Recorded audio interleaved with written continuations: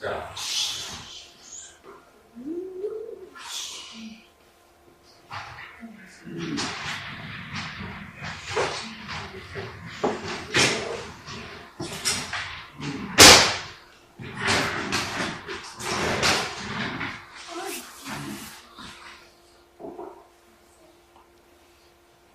자, 오늘은 이런 역주행이라는 제목으로 오늘 말씀을 나누고자 합니다.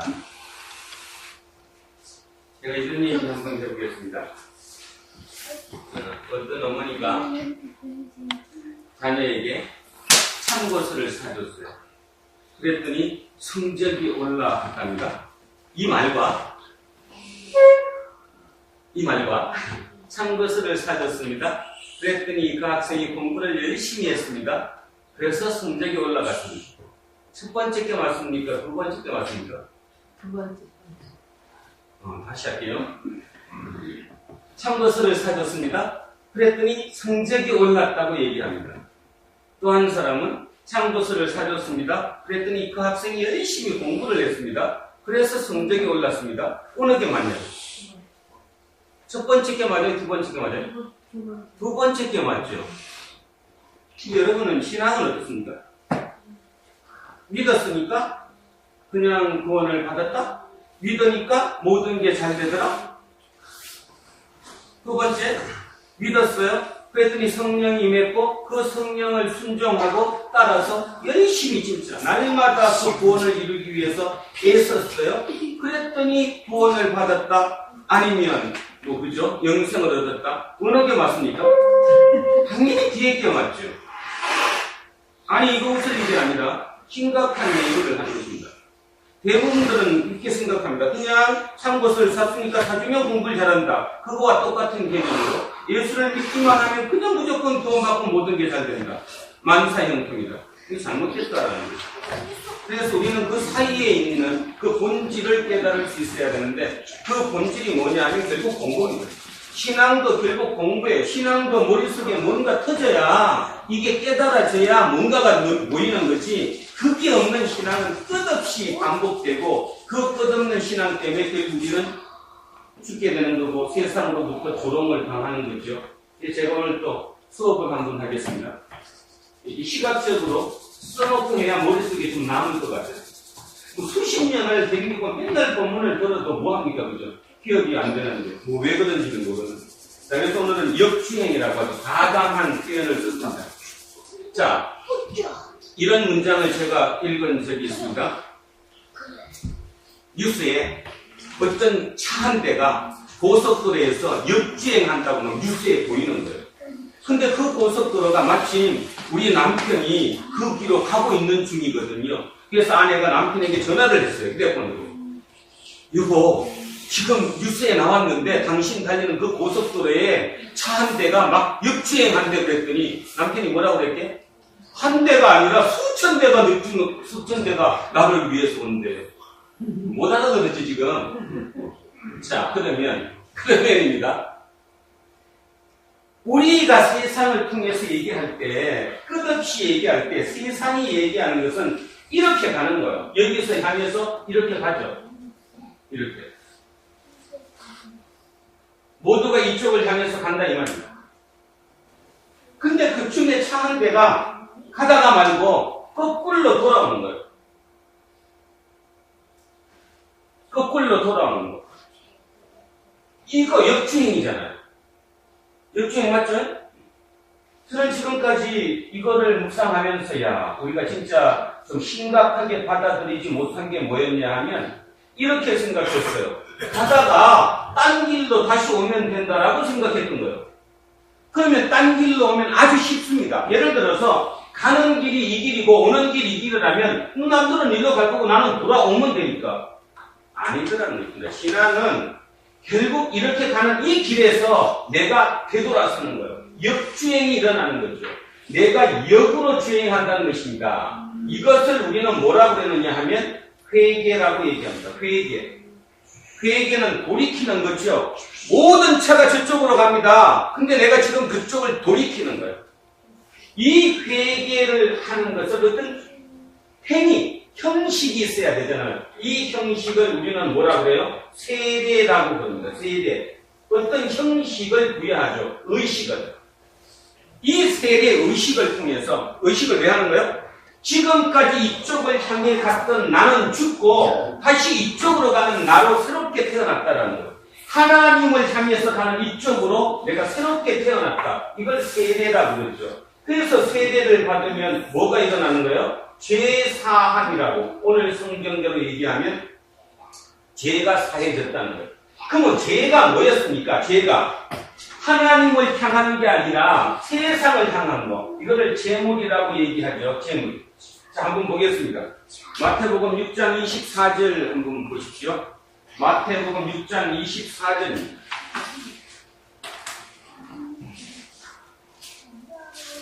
자, 마태복음 6장 24절 한번 보시기 바랍니다. 우리 젊은 친구들 잘 봐. 한입하지 말고. 자, 6장 24절입니다. 자, 한번 같이 합독하십니다. 6장 24절 이쪽에 있네요. 자, 시작. 한 사람이 두 주인을 섬기지 못할 것이니 혹 이를 미워하고 저를 사랑하거나 혹 이를 중히 여기고 저를 경히 여기니라. 너희가 하나님과 재물을 경하여 섬기지 못하느니라. 자, 여기 우리 성경에는 하나님과 재물이라고 얘기했어요. 킹 제임스 버전이나 대부분의 영어 성경을 여기는 맘몬이라고 썼습니다. 그래서 저도 여기다가 지금 맘몬이라고 썼습니다. 맘몬이 뭐죠? 맘몬이? 재물을 신격화시킨 것입니다. 맘몬이라는 거. 그냥 돈이 아니라는 거예요. 돈이 아니다. NIV 성경은 이걸 그냥 mon이라고 번역했어요. 이렇게. mon이라고 번역을 했는데 나머지 그 대부분의 영어 성경은 번역을 mon이라고 하지 않고 맘몬이라고 했습니다. 그러니까 맘몬이라는 게 뭐냐? 재물을 신격화시킨 거죠. 지금 이 6장 24절 이 말씀은 누가 하신 거예요? 예수님. 성경책에 빨간 것으로 표시된 건 누가 한 거예요 지금? 예수님이 직접 말씀하신 거예요. 예수님 본인이 처음으로 성경의 처음이자 마지막으로 맘몬이라고 표현을 했어요.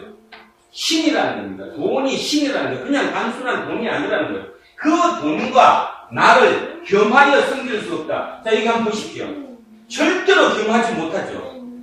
불가능하다는 것, 겸하는 것은 왜냐하면 일로 가는 것은 재물을 하는 것이고 이쪽 가는 것은 하나님을 섬기는 거니까 두 개가 겸할 수 없다는 거예요. 우리는 여기에서 이제 딜레마에 빠진 거죠. 대부분의 사람들은 어떻게 생각하느냐 하면 향하기는 여기를 행해요. 오늘 심각해서 자기를 돌아볼 수 있어야 됩니다. 일로 향하잖아, 일로. 그러면서도 또 누굴 믿느냐 하면 하나님을 믿는데. 하나님을 믿는데. 그러니까 이 하나님은 뭐예요, 이 하나님은? 내가 믿는 하나님이 누구냐고. 내가 향하는 건 저쪽을 향하고 있는데, 만물을 향하고 저쪽을 가고 있는데, 절대로 예수님이 두 주인을 섬길 수 없다고, 불가능하다고 얘기했는데, 방향이 틀린 거니까. 근데도 나는 하나님을 믿고 있다라고 얘기한다는 거죠. 그러면 그 하나님이 누구냐고요? 내가 향하는 저쪽에, 내 뒤에서 내가 조금 주춤주춤하고 힘들 때, 나를 밀어달라는 하나님. 그분을 하나님이라고 생각한다는 거예요. 우리가 대부분 그렇게 생각하고 있어요. 지금 사모님도 그렇게 생각하셔가지고 그게 이 얘기가 안 들어오는 거죠. 목사 또 이제 목사 얘기하고 있네 그러더니 심각한 얘기를 진짜 들으셔야 합니다. 이거 보세요. 절대로 두 개를 동시에 섬길 수는 없는 거예요. 이 길 아니면 저 길인 것이지 이 길로 가면서 내가 하나님을 섬긴다는 건 없다라는 것이죠. 근데 성경 처음부터 끝까지 구약부터도 하나님을 믿는다고 그러면서 가긴 일로 가는 거라 있는 거죠. 자, 그러면 죄가 무엇입니까? 죄라는 게 뭐예요? 죄라는 게 하나님을 향한 게 아니라 일로 가고 있는 이 자체, 하나님을 반대 방향으로 가고 있는 이 자체가 죄입니다. 죄. 그러니까 맨날 성경 읽다가 뭐 죄인, 죄 이렇게 나오면 내가 뭐 어저께 누구를 때렸으니까, 누구를 폭행했으니까, 또 누구 돈을 빼앗았으니까 이게 죄다. 그런 세상적인 죄의 개념이 아니고 하나님을 반대한 게 죄인이에요. 그래서 이 죄의 싹시 뭐죠? 사망이잖아요. 죄의 끝은 사망이라고, 사망. 그래서 어저께 지난주에 했던 거. 예수 그리스도를 십자가에 달리셨어요? 사망하셨다고. 근데 그 사망에 매이게 할 수 없었기 때문에 뭐 시켰죠? 부활시킨 거잖아요. 그래서 세상을 이긴 거지요. 죄의 삭은 사망. 이쪽으로 가면 사망으로 가는 거예요. 그런데 우리는 이제 좀 제대로 생각하면 우리는 왜 그러면 이쪽으로 갈 수밖에 없느냐? 이쪽은 보이거든요. 이쪽 신은 보이잖아. 보여요, 그죠? 근데 이 신은 안 보여요. 이 신은 추상적이고 피상적이에요, 그죠? 그래서 이 신을 믿을 때는 이 신을 믿는 것은 믿음이 필요 없어요. 여기 뭔 믿음이 필요 없어? 그냥 보인대. 그냥 바로 즉각 그 즉시 능력이 일어나는 건데 예수님 본인이 신이라고 얘기했으니까. 그러니까 여기는 내가 계산하고 말고 뭐 믿음이 필요 없잖아요. 그런데 이 보이지 않는 신을 믿는 이것은 믿음이 필요한 거예요. 그래서 우리는 믿는다는 거예요. 믿는다. 근데 그 사람은 이걸 믿으면서도 믿는데 나 대박 날 거야. 내가 사업해서 대박을 될 거야. 나는 연봉을 얼마를 받을 거야. 나는 어느 위치에 쓸 거야. 그죠? 그리고 그걸 나는 꼭 믿을 거야. 그리고 믿는다는 거죠. 우리가 대부분 그래요. 그리고 그런 얘기에 조금 뭐 삐딱하게 얘기하면 믿음 없다라고 얘기합니다. 이성적이고 합리적인 거죠. 무조건 믿는다고 믿어지는 게 아니라는 것이죠. 그건 믿음 아니에요. 그러니까 믿지 않는 것이죠. 오늘 제가 그 이야기 나눈 뒤에 써놓은 거 봤죠? 김영석 교수 얘기하시는 말씀이 맞는 얘기예요. 전부 다 하나님 믿는다면서 실제로는 하나님 안 믿는 거예요, 지금. 반대를 가고 있는데 어떻게 하나님을 믿습니까?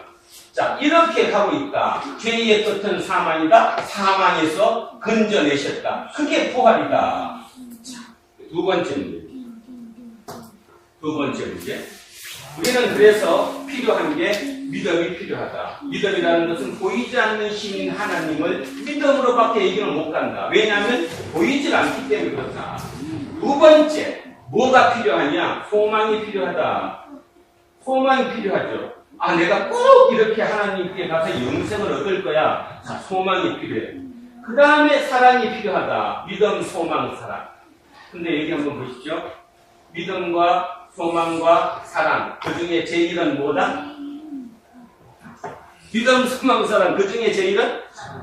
사랑이다. 왜 사랑일까요? 왜 믿음, 소망, 사랑 중에 제1이 사랑일까요? 요 믿음과 요 소망은 여기까지만, 여기까지. 하나님께 갈 때까지, 여기까지만 필요하죠. 딱 여기를 통과하고 나서 하나님 우편에 내가 간다면, 또는 하나님 나라에 들어간다면, 하나님과 함께 산다면, 믿음은 필요 없죠. 믿음은 필요 없잖아요. 하나님과 내가 확실히 하나님과 들어가는데 내가 믿음이 뭐 필요가 있어? 믿음이 필요 없어요. 소망도 필요 없죠. 그러니까 오직 내가 하나님 옆에 갈 수 있는 것, 하나님께 가지고 갈 수 있는 것은 뭐라는 거예요? 사랑이라는 거예요. 사랑. 사랑만이 내가 하나님께 가져갈 수 있는 것이지 다른 어느 것도 하나님께 가져갈 수 없다. 자, 이쪽은 뭐 필요 없어요? 믿음도 필요 없어요. 믿음 없이도 그냥 가요. 물론 믿음이라고 얘기는 해요. 그 믿음이 뭐죠? 이제 그 믿음을 우리는 굳센 믿음이 있어야 된다. 그죠? 용기가 있어야 된다. 끈질게 해야 된다. 뭐 이런 개념의 믿음. 그런 믿음이 필요한 것이지 여기에 이 믿음이 필요한 건 아니죠. 하나님을 믿는 믿음과 여기를 믿는 믿음은 절대적으로 틀리죠. 똑같은 믿음이라고 할 수 없거든요. 소망? 여기에 소망은 있겠지만 여기는 뭐가 있을까요? 욕망이 있겠지. 열망이 있을 것이고 내가 꼭 이루어야 되겠다는 열망, 소망. 우리 한비리가 갖고 있는 거고 끝까지. 잘 안 돼요, 그것도. 그걸 가진다고 해서 무조건 잘 되는 것은 아니다. 그런 뜻입니다. 자, 소망을 가지고 열망, 욕망을 가지겠죠. 여기에 사랑이 있을까? 없습니다. 여기는 사랑이 있을 수가 없죠. 왜냐하면 여기는 지금 모든 사람이 가잖아요. 그죠? 여기는 너나 할 것 없이 모두가 이쪽을 향해서 가니까 이 사람들에 뭐가 있어요? 경쟁만이 있어요. 경쟁. 여기는 경쟁이 없어요. 아니 차가 만약에 역주행해서 이렇게 역주행해서 가요. 이 사람들이 부딪힐까 안 부딪힐까? 질문. 아니, 여기서 가는 이 사람들이, 이쪽을 향해 가는 사람들이 내가 이렇게 올라갔을 때 이 사람들이 나를 부딪힐까요? 안 부딪힐까요? 네? 부딪혀요? 안 부딪혀요. 피해가지. 단지 조롱거리일 뿐이죠. 웃기지. 아이고, 왜 저렇게 살아? 저렇게 살다가 세상에 굶어 죽으려고? 그지?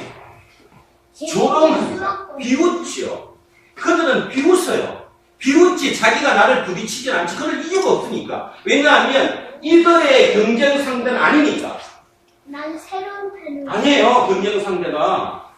이 사람들하고 이 사람이 경쟁을 왜 해? 피해가는 거지. 웃기는 놈이지 이 사람이. 왜 세상을 저렇게 살아? 바보 같아. 그들의 조롱거리는 될지 몰라도 뭐는 안 돼요? 이들의 공격 대상은 아니라는 것입니다. 공격은 자기들끼리 하는 거죠. 지금 이 세상이 미전 투구가 누구끼리 해요? 지들끼리 하잖아. 돈 때문에 싸우잖아요, 지금. 뭐 삼성이 이재용 뭐라고 얘기해도 결국 그 안에 뭐 있어요? 돈 있지. 최순실 게이트 따지면 그 안에 뭐예요? 돈이잖아, 돈. 돈. 어떤 사람은 동생이 60억 원 형을 죽었다며 요 돈 때문에. 그것도 뭐 생활비 몇 푼 안 되는 것 때문에 장롱 속에 숨겨놓는다. 뭐 부부간에 뭔 일이 있었다. 다 돈이죠. 돈입니다, 돈. 이쪽을 향하는 사람끼리 치열한 경쟁이 있는 거고, 여기에 이제 돈 있죠. 이쪽을 향해서. 그래서 그들은 사망으로 끝난다. 그런 뜻입니다. 우리는 조롱은 강할 뿐 경쟁 대상은 아니다. 그러면 이 사람들이 많아지면, 지금 오늘 본문에서 얘기하는 게 뭐예요? 하나님 우리에게 지금 말씀하시는 개념이 뭐냐 하면, 이렇게 가는 것이 쉽다는 거예요? 어렵다는 거예요? 이렇게 가는 게 어렵지. 아니, 그냥 상식으로 생각해 보세요. 내가 그렇게 살면 주변에서 저 또라이 왜 저렇게 살아? 이렇게 얘기하잖아요. 어렵다. 어려울 정도가 아니라 뭐 말도 안 돼요. 왜? 전부 다 일로 지나가는데 싱싱하고 나만 이렇게 가기가 어렵지. 그러니까 순간에 다시 돌아가는 거죠. 이렇게, 그죠? 이렇게 가기 어렵다는 거예요. 그래서 일로 가기 위해서 제일 첫 번째 필요한 게 뭐다? 성령이다. 너네 힘으로는 못한다는 거예요. 너네 힘으로는 역주행 절대로 못한다. 누가 있어야 된다? 성령이 임하면 할 수 있다. 두 번째, 성령이 임하는데도 개인의 문제가 아니라 그거는 서로 연합해야 된다. 연합해야 한다. 이렇게 가는 사람이 많아야 서로 힘을 받쳐서 협력하죠. 서로 도우면서 서로 협력하면서 이 길을 갈 수 있는 거예요. 이 협력하는 공동체, 그게 뭐예요? 교회. 오늘 읽었던 저 본문이 뭡니까? 오늘 읽었던 본문이 교회잖아요. 교회가 태동한 거잖아요. 교회가 드디어 드러난 거예요. 교회란 이렇게 역주행하는 사람들끼리 힘을 합쳐서 우리 그죠? 서로 격려해가면서 서로 배려해가면서 결국 이 길 한번 가보자 라고 하는 거죠. 그들은 여기서 돌아섰어요. 결국 재물에서 돌아선 거 아닙니까? 이들은 오늘 본문에 있는 이들은 재물에서 돌아섰잖아요. 근데 여러분 오늘 본문에 3,000명이 세례를 받았다 이렇게 나옵니다. 이들이 누굴까요? 이들. 이 3,000명이 세례 받았다라고 얘기하는데 이들이 누굴 것 같습니다. 예루살렘 원주민? 원주민도 물론 일부 있었겠지만 대부분 원주민이 아닐 거예요. 자, 사도행전, 자, 다시 1장으로 잠깐 넘어갑니다. 2장 5절. 2장 5절로 한 번 넘어갑니다. 자, 5절 한 번 넘어갑니다. 자, 함께 합독하십니다. 시작. 그때에 경건한 유대인들이 천하 각국으로부터 와서 예루살렘에 머물러 있더니, 우리 성경 개역 개정은 머물러 있더니 이렇게 얘기하니까 그냥 잠시 왔겠거니 이렇게 하는데, 다른 번역본에 보면 이렇게 나와 있습니다. 살러 왔대요. 다시 얘기하면 이들이 누구예요? 이들이 디아스포라라고 부르죠. 디아스포라 유대인들이 누구입니까? 옛날에 587년에 또는 722년에 유다가 망하고 이스라엘이 망해서 각자로 바벨론의 포로로 던져졌던 이들입니다. 이들이 유대인이었기 때문에 명절이 되면 자기 성전에 오고 싶어 하는 것이고, 또는 명절이 아니더라도 자기 고국에 와서 살고 싶어 하는 거죠. 지금으로 따지면 누구입니까? 우리나라로 따지면 연변 조선족들, 또는 저기 우즈베키스탄에 있는 고려인들이 지금 한국에만 저기 안산 시화공단 이쪽에만 4만 명 이상 와 있다고 그래요. 4만 명 이상. 얼굴은 우리랑 똑같이 생겼지만 그들은 이미 할아버지 때 글로 간 사람들이잖아요. 우리 말을 못하는 사람들이고, 이건 똑같은 개념이에요. 지금 여기에 있는 이 3,000명의 회개 세례를 받았다 하는 사람들의 공통점이 뭘까? 아마 추측하던데 대부분의 사람들이 원주민은 아니었을 것이라는 거죠. 왜냐하면 예루살렘 원주민이었으면 이렇게 나올 수도 없어요. 그죠? 지들이 태웅인이 있는데. 그래서 그들이면 그러면 디아스포라라는 겁니다. 이런 사람들을 디아스포라라고 해요. 자, 디아스포라 유대인입니다. 이미 몇 년 전에? 500년 전에. 적어도 500년 전에 이미 이 땅을 버리는 사람들. 얼굴은 이스라엘 사람일지 몰라도 이미 말도 이스라엘 말을 잃어버리는 사람들. 그죠? 단지 종교적으로 그 종교를 위해서 와 있는 사람들. 그러면 추측 한번 해보시기 바랍니다. 이들이 예루살렘에 머물러 왔다면, 다시 말해서 예루살렘에 살러 왔다면 경제적으로 이들은 괜찮은 사람들일까요? 안 괜찮은 사람들일까요? 경제적으로 괜찮은 사람들이죠. 경제적으로 여건이 됐으니까 단 얼마라도 예루살렘에 와 있는 거지, 여기서 찢어지게 가난해서 경제적인 약자였다면 오기 힘들단 말이에요. 그죠? 그런데 문제는 그런 데입니다. 그들은 지금까지 살아온 게 이거였어요. 이거였잖아. 이거를 향해서 그 이방 나라에서 디아스포라 외국에서 살아남기 위해서 오직 이걸 보였잖아요. 지금 어느 정도 됐잖아요. 이게 되니까 우리 고국으로 한번 돌아가 보자. 거기 가서 성전에 가서 기도드리고 예배 드리면서 한번 몇 년이라도 살아보자 하고 예루살렘에 지금 와 있는 사람들이다. 그들도 와서는 저게 쉬울까요? 어려울까요? 어렵죠. 어렵습니다. 두 번째, 자, 어려운데도 불구하고 그들은 모여서 살았어요? 안 살았어요? 살았어요. 3,000명이 모여서, 우리 마지막에 읽었잖아요. 서로 통용하고 공유하고 자기 땅을 팔아갖고 같이 살겠다고 했다라는 거죠. 자기 땅을 팔아서 살겠다. 뭐를 버린 겁니까? 완전히 재물을 포기한 거죠. 쉽게 들으면 안 된다는 거죠. 쉽게 예수 믿는다고 뭐가 되는 게 아니라는 거예요. 예수 믿는다고 갑자기 뭐가 환해지는 게 아니에요. 왜냐하면 예수님이 우리에게 주고자 하는 것은 가장 중요한 게 이거니까. 사망이 아니고 죽음이 아니고 영생을 주고자 하는 거니까.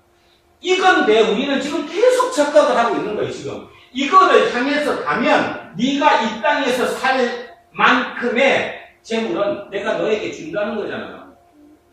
너에게 주는 거예요. 성경에 삭개오는 어떻게 했습니까? 삭개오는 돌아섰어요? 안 돌아섰어요? 돌아섰어요. 돈을 포기하고 하나님께로 돌아섰어요. 부자 청년은 어땠어요? 부자 청년은 돌아서지 못했어요. 그죠? 쉽게 얘기해서 여러 사람들이 있지만 대부분에게 특별한 경우 외에서는 돌아서기가 어렵다는 거예요. 그런데 세계 역사로, 역사입니다. 역사. 실제 세상의 역사로 따져서 돌아선 경우가 여기가 처음이에요. 오늘 본문이 처음이라는 겁니다. 어떻게 집단적으로 돌아설 수 있냐는 거예요. 이유가 뭘까요? 이들이 돌아섰어요. 성경이니까 이게 실제 지금 역사입니다. 실제 역사로 예루살렘에 3,000명이 회개를 했고 돌아섰고, 또 그들이 자기 모든 재산을 포기했고 같이 더불어 같이 썼고 공동체를 이뤘어요. 말 그대로 저쪽을 향했다 이겁니다. 처음으로. 그런데 성공했어요? 실패했어요? 이게 질문이에요. 오늘. 이들이 성공했어요? 실패했어요? 성공했어요? 네. 실패했어요. 실패했다고. 자, 왜 실패했을까요? 답입니다. 자, 우리나라도 지금 돌아선 사람 있어요, 없어요? 있죠? 이만희, 신천지. 신천지 돌아섰잖아요. 돈 안 가지잖아요. 그 신도들은 돈에서 지금 해방된 거잖아요. 돈 벌으면 내 돈이 아니니까 갖다 바치는 거지. 교주만 문제가 있는 거지. 나머지 신도들은 아주 착하잖아요. 돌아섰잖아요. 돈에서. 그러면 이런 일이 끊임없이 있는 거예요. 끊임없이. 몇백 년의 텀을 두고 우리나라만 있는 게 전 세계적으로 계속 있어요. 이들이 바로 누군데요? 누구라고 그러죠? 종말론者. 종말이 있다고 믿는 사람들. 그러면 우리는 답을 얻었습니다. 자, 첫 번째 이들이 왜 이렇게 역주행을 가능했느냐? 뭐 때문에 가능했어요? 종말입니다. 예수님이 곧 오실 거라고 믿었기 때문에. 곧 오실 거라고 믿으면, 진짜 죽음이 곧하고 곧 끝날 거라고 믿으면, 여러분 모두 다 합니다. 지금 여러분 관념적으로 들으니까 그렇지, 만약에 실제적으로 예수님 일주일 뒤에 부활하셔서 새로 재림하셔서 팀판으로 오신다 그러면 여러분 돈 아무 필요 없어요. 그죠? 돈 벌러 안 갑니다, 지금. 머리 싸매고 돈 안 해요. 거기 향하지. 이들도 그랬다는 것입니다. 그런데 문제는 왜 실패했을까요? 시간이 흘러가는데도 올 생각을 해요, 안 해요? 안 해요. 예수님이 올 생각을 안 하시는 거예요. 그러니까 또 실패를 하게 마련이죠.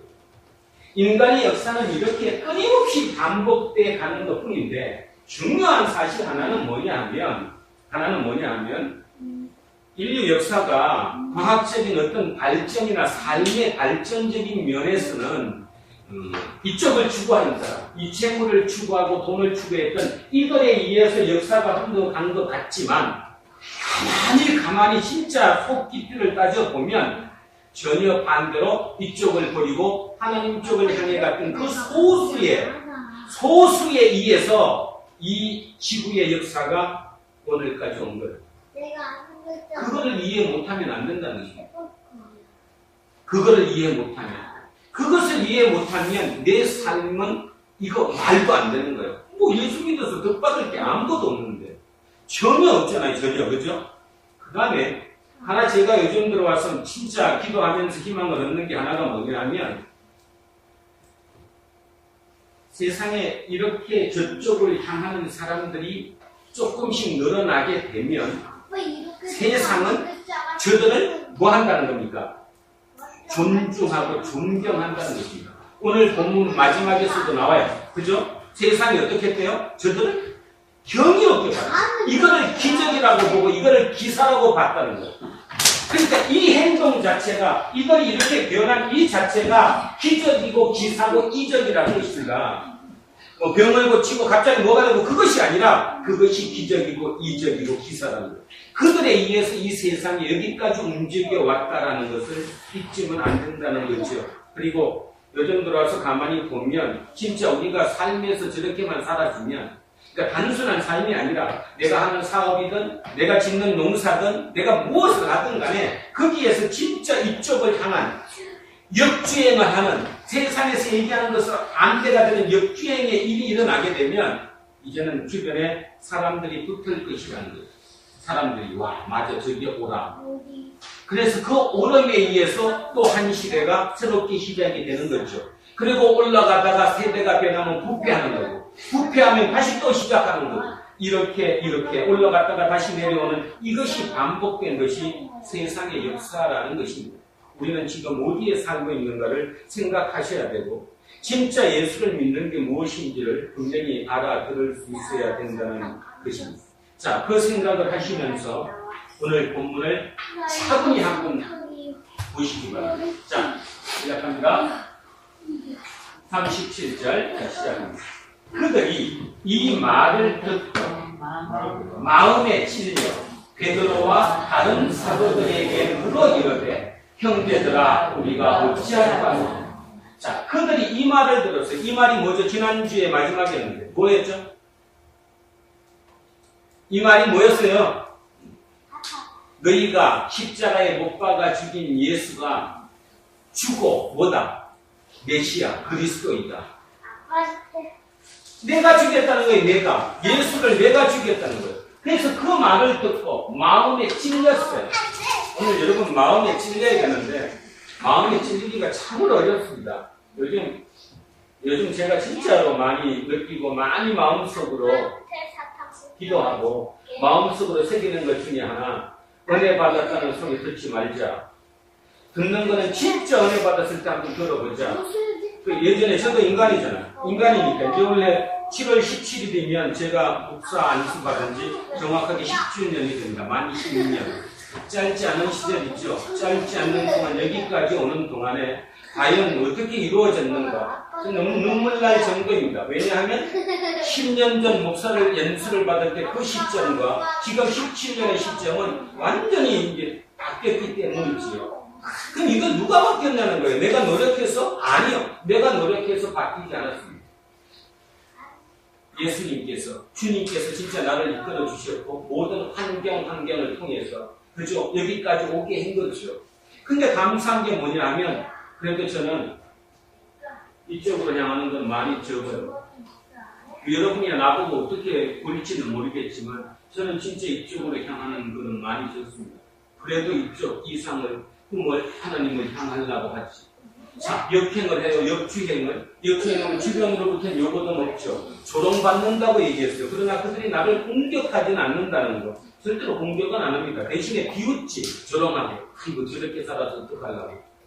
근데도 물론 힘들긴 하지만 여러분 아시다시피 엄청나게 고통 속에 힘들긴 하지만 그래도 지금 잘 살고 어제도 밥 잘 먹었잖아요. 그죠? 사모님 감사합니다. 시비 걸라고 그러는 것 같아요. 그렇지만 나쁜 뜻은 아니에요. 좋은 뜻으로 얘기해요. 그러나 살아왔다는 거예요. 그러니까 이것을 결국 살아온 것을 증거하는 삶. 그 증거하는 것이 바로 우리라는 거죠. 그래서 그들이 마음에 찔렸어요. 마음에 찔려야 된다는 거예요. 마음에 찔려야 되는데 마음이 안 찔리고 마음이 막 이렇게 막 기쁨이 온다. 뭔가 막 흥분된다. 그럼 그건 잘못됐다는 거예요.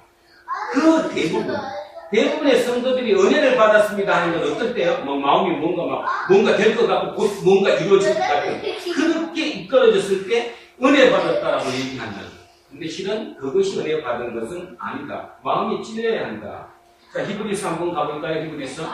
자, 다 아시겠죠? 우리는 젊은 친구들이 있으니까 같이 한번 또 읽겠습니다. 자, 히브리서 4장 12절입니다. 356쪽. 356쪽 한번 다시 가보겠습니다.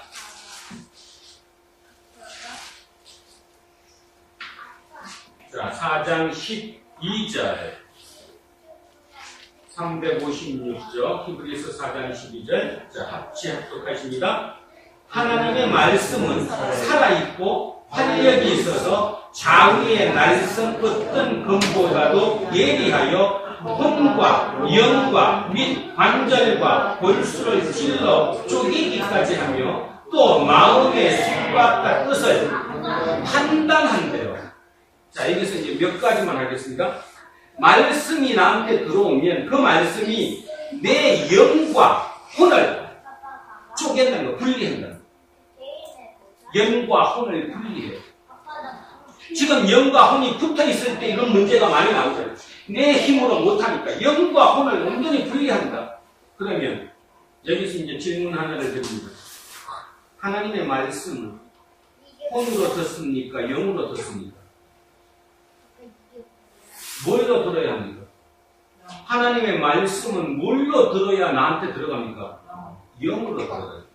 하나님의 말씀은 영입니다. 하나님이 영이시니까 영이신 하나님의 말씀은 우리가 영으로 받아들이는 거지, 영웅이신 하나님의 말씀이 우리의 혼으로 또는 우리의 육으로 절대로 받아들이지 못합니다. 말로만 받아들이는 것이 나한테 들어오지 않는다. 그래서 영으로 영이 받아들여야 돼요. 말씀은 그래서 영과 혼을 쪼개놔야 돼요. 쪼개야 영과 영이 받아들일 수 있는 거예요. 혼이 붙어 있으면 이게 받아들여지질 않는 거예요. 10년을 예수 믿고 30년을 믿고 그렇게 얘기를 들었어도 이게 안 되는 거예요. 안 쪼개지면. 말씀은 쪼개진다는 거예요. 쪼개지면 엄청난 아픔이 따르죠. 두 번째가 뭐냐 하면, 자, 쪼개입니다. 뭐까지 쪼개요? 벌수를 쪼개요. 그죠? 뼛속 깊이까지 그걸 쪼갤 정도까지 된대. 그 다음에 마음과 생각을 쪼갠대요. 내 마음과 내 생각을 쪼개. 그럼 어디다가 심어야 돼요? 마음에 심어지게 해주죠. 영으로 받아들여서 마음이 중요한 것은 마지막 말인데, 우리가 말씀을 판단하는 것이 아니라 말씀이 나를 판단한다는 거예요. 그 정도까지 여러분이 성경을 깊이 읽으셔야 된다는 거죠. 성경이 나를 판단해야 되는 것이지 내가 성경을 판단하지 않는다는 거예요. 여러분이 지금 제일 문제, 저를 비롯한 지금까지 우리의 문제는 뭐냐면 우리가 성경을 판단해요. 우리가 성경을 읽고 이건 아니다, 기다, 이건 어떻다 이렇게 판단한다는 거예요. 성경의 말씀이 나를 판단해야 된다. 그러려면 진짜 제대로 들어야 된다. 제대로 들어야 내가 판단하지 않는다. 목사가 설교하고 났는데 설교를 잘했니 못했니 옳으니 그러니 이런 판단이 아니라 말씀이 나를 판단한다는 걸 잊어서는 안 된다는 거예요. 내가 그를 판단할 수는 없다는 거죠. 자, 이렇게 그들이 이 말을 듣고 마음에 찔렸어요. 우리는 찔려야 합니다. 오늘도 찔리기를 주의 이름으로 축원합니다. 자, 베드로와 다른 사도들에게 물어 이르되 형제들아 우리가 그럼 어떻게 해야 하냐 물어야 되는 거예요. 여러분이 물어야 된다고. 지금 하나님께 그럼 제가 어떻게 해야 합니까? 제가 이 말로는 맞는 것 같은데 실제로는 이게 안 닿는 거예요. 와닿질 않는 거지. 왜 안 와닿을까요? 영과 혼이 쪼개지지 않았으니까 안 닿는 거예요. 영과 혼이 쪼개져서 영으로 이 얘기를 들으면 맞아. 급하지. 종말이라는 게 언제 올지 모르지만 내 종말은 내일이라도 올 수 있죠. 나의 개인적인 종말은 내일이라도 올 수 있는 거예요. 그죠? 언제 올지 모르는데 길이 남아있는 게 아닌데 급하지. 급하면 종말이라고 급하면 내가 진짜 죽는다고 생각하면 우리 기죠. 가야지 물어. 이게 진짜라면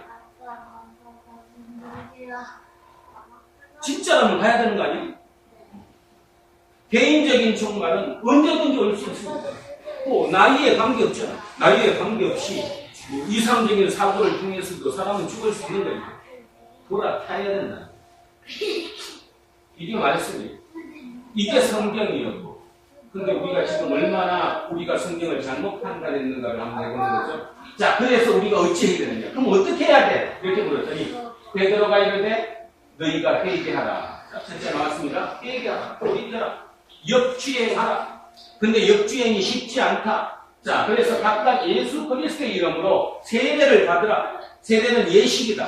역주행을 하겠다는 어떤 다짐의 예식. 지금까지의 내가 죽고 새로운 나로 거듭나는 그 세례를 받고 죄사함을 받으라. 죄사함을 받으라. 제가 뭐라고 했어요? 하나님을 반대하는 게 죄인데 이제 돌이켰으니까 하나님께로 돌이켰으니까 이제 죄사함을 받았다. 그리하면 성령을 선물로 받는다. 여기서 답이 나왔습니다. 왜 성령이 선물이에요? 성령이 없으면 우리는 절대로 이렇게 갈 수 없습니다. 역행할 수 없으니까. 역행한 예수 그리스도도 결국 예수 그리스도도 성령이 임하셔서 이걸 역행할 수 있었기 때문에 그 예수 그리스도를 예수 그리스도로 만든 그 성령이 우리에게 들어온다는 것. 그걸 선물로 받는다. 선물로 받았다고 믿는다. 그럼 아까부터 다시 돌아갑니다. 우리는 날마다 목사가 설교할 때 또는 설교에서 얘기합니다. 성령을 받았다. 믿으면 성령을 받았다. 증거가 어디 있어요? 여러분이 지금 성령을 받았다는 증거가 어디 있냐? 또 본인 스스로도 내 성령이 어디 있지? 여기 있나? 저기 있나? 성령이 어디 있을까요? 여기죠. 오늘 이 얘기를 영으로 받아들이면 아, 나는 이렇게 살 거야. 한번 살아봐야지. 하고 내가 그 길로 발을 딱 한 발 내딛으면 이제는 누가 도와주는 거예요? 성령이 나에게 역사하는 거예요. 근데 우리는 성령을 뭐라고 생각해요? 아까 얘기했던 것처럼 일로 가는데 경쟁이 너무 치열하니까 성령이 내 엉덩이 한 번만 발로 팍 차주면 그냥 쭉 갈 수 있을 것인데 그 생각 아니에요? 성령 받아서 뭐 할 거냐? 성령을 받으면 뭐 하실 거냐? 대박 나는 거예요? 부자가 되는 거예요? 병이 낫는 겁니까? 성령의 가장 큰 것은 역주행하기 위해서 성령이 역주행하기 위해서 그게 내 개인의 힘으로 도저히 안 되니까 성령은 그것 때문에 온 것이랍니다. 자, 이 약속은 너희와 너희 자녀와 모든 먼데 사람, 곧 주 우리 하나님이 얼마든지 부르시는 자. 여기가 이제 우리의 희망이죠. 2000년이 지난 오늘 경기도 성남이라고 하는 이 은행도, 이 지하에 있는 우리도 저걸 믿으면 그 우리에게도 하신 약속이랍니다. 먼데 있는 사람, 곧 주 우리 하나님께서 얼마든지 부르실 수 있는 사람, 오늘 우리에게 불렀다면 오늘 우리에게 저 약속이 이루어진다. 저 약속이 우리한테 약속하신 것이다. 이런 뜻이죠. 40절. 또 여러 말로 확정하며, 여러 말로 확정하며, 이게 뭔 뜻이냐면요, 그 말로 끝난 게 아니라 계속 이어서 이 얘기도 하고 저 얘기도 하고. 그럼 뭐 얘기겠어요? 예수님의 행정 얘기겠죠. 예수님이 부활하셨다. 예수님이 바다 물 위를 걷기도 하셨다. 예수님이 오병이어 기적도 일으키셨다. 자, 예수님이 그러신 분이다. 그 얘기를 그냥 계속 이래 이어서 하니까 이제 너희가 이 세역한 세대에서 구원을 받으라 하니, 여기서 우리는 오해를 할 수 있어요. 구원을 받으라 하니 명령어거든요. 구원을 받으라. 쉽게 얘기해서 뭐예요?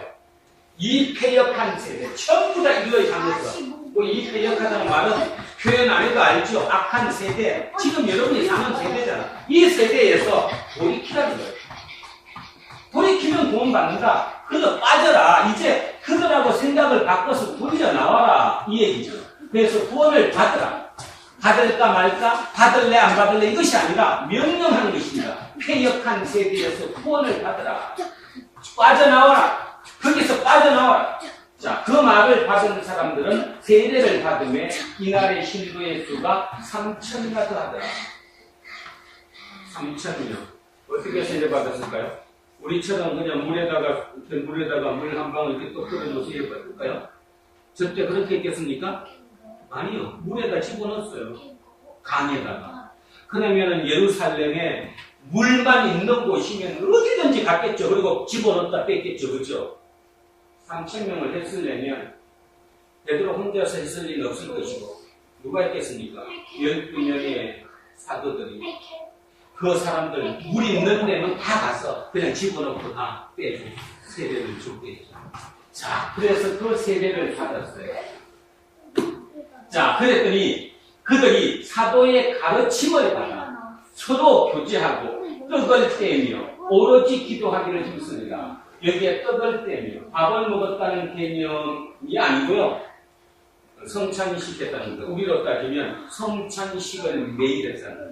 자, 서로 교제하고 서로 성찬을 하며 오로지 기도하기를 힘씁니다. 자, 여기서 이제 제일 중요한 게 앞에 말이잖아요. 사도의 가르침을 받았대요. 왜 그럴까요? 저때는 성경도 없었잖아요. 성경도 없으니까 예수님을 믿는다고 세례는 받았는데 어떤 뭐 아무것도 없잖아요. 우리는 지금 이 성경이라도 읽을 수 있지만 그때는 성경도 완성되기 전이니까. 그럼 어떻게 했겠어요? 서로 사도를 통해서 얘기를 들었겠죠. 120명 성도들 중에 예수님이 살아계실 때 행적을 아는 사람을 통해서 계속 예수님이 이랬다 저랬다 그 얘기를 들었겠죠. 그러니까 이들은 예루살렘을 떠날 수가 없었던 거예요. 왜 떠날 수 없었어요? 뭐 아무 근거가 없으니까 뭔가 좀 예수에 대해서 더 알아야 하니까. 자, 그래서 그들은 서로 교제하고 떡을 때문에 힘들다. 사람마다 두려워하는데 사도들로 말미암아 기사와 표적이 많이 나타납니다. 여기서 이제 우리가 오해하는 겁니다. 저기서 나와 있는 기사와 표적이 많이 나타났대요. 그 자체가 뭐예요? 이거 공동체가 됐다는 거. 어떻게 인간이 자기 재물을 포기하고 3,000명이 갈라서 공동체를 이룬다는 거죠. 저기 한 집에 모였겠습니까? 우리가 그 마가의 다락방이라고 하는 그곳에 몇 명이 모여서 저기? 120명이 모였어요. 그러면 모든 집이 120명 모이는 장소가 있지는 않았을 것이라고. 그죠? 그랬다면 적어도 200집이나 300집 이상이 오픈한 거예요. 자기 집을. 같이 살기로. 그리고 아까 얘기했듯이 이들은 그래도 경제적으로 여건이 조금은 괜찮은 사람들이니까. 그 괜찮은 사람들이니까 여기서 자기 집에도 안 돌아가고, 그죠? 거기서 같이 어울려 살 수 있었겠죠. 이게 초대 공동체라는 것입니다. 자, 그래서 그들은 둘이었어요. 밖에 있는 사람들이 그 모습을 보고, 저게 뭐지?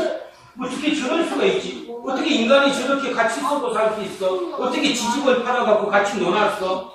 상상하지 못했던 그 일을 보게 된 것입니다. 그래서 두려워했어요. 바로 이겁니다. 지금도 마찬가지.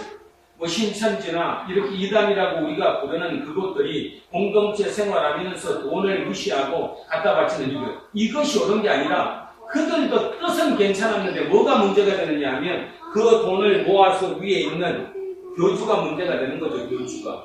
교주가 문제가 되는 거예요. 교주가. 그죠? 그 돈을 자기가 쓰게 되는 것이니까. 그것이 아니라는 거예요. 진짜 그런 것 없이 공동체를 이룰 수 있다. 자, 44절 갑니다.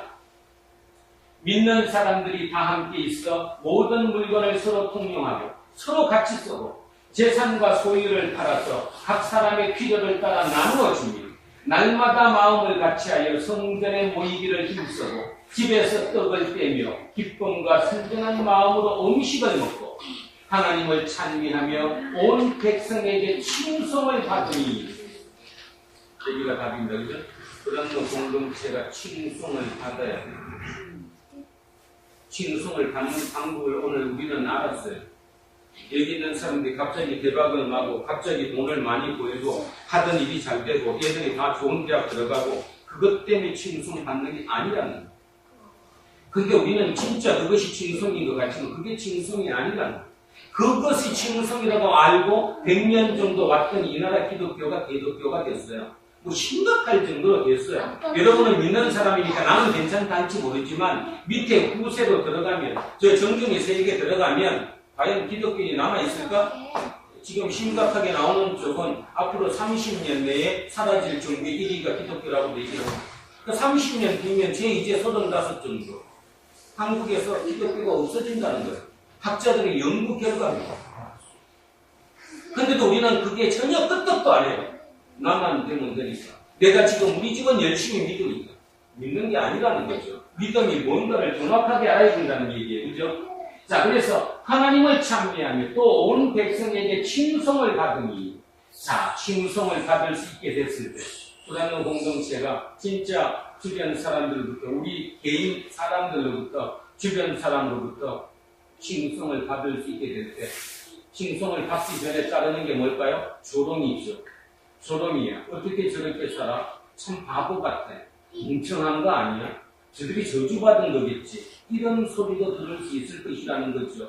그러나 결국 그것이 고비를 넘고 나면 세상 사람들은 이야, 맞아. 저게 진짜야. 왜 진짜인지 아시죠? 어떤 목표를 추구해서 뭔가를 일으키는 것이 예를 쉽습니다. 그것을 버리는 것은 진짜 어렵습니다. 내 마음속에서 그걸 버리는 게 얼마나 어려운데. 버렸다 생각하면 또 남는 거예요. 그죠? 채우기는 쉽습니다. 버리는 건 엄청나게 어려워요. 그래서 우리는 채우는 거면 그게 영광이라고 생각하는데 하나님의 영광은 반대라는 거예요. 이를 비웠을 때 영광이 일어날 수 있다는 거예요. 그것이 우리의 신앙이고 그것이 우리의 믿음이라는 것입니다. 우리는 보이지 않는 신을 믿는 거지 보이는 신을 믿지 않는다는 사실 명심하셔야 합니다. 지금 대한민국 교회에서 많은 교회들이 교회가 크고 거기서 뭔가를 이루어지고 그 헌금으로 뭔가를 막 역사가 일어난다고 하니까지 가만히 따져오십시오. 그게 하나님의 역사일까요? 마음은 돈의 역사일까요? 돈의 역사지. 돈의 역사입니다. 뭐라고 따져도 돈의 역사지. 다를 필요가 아무것도 없어요.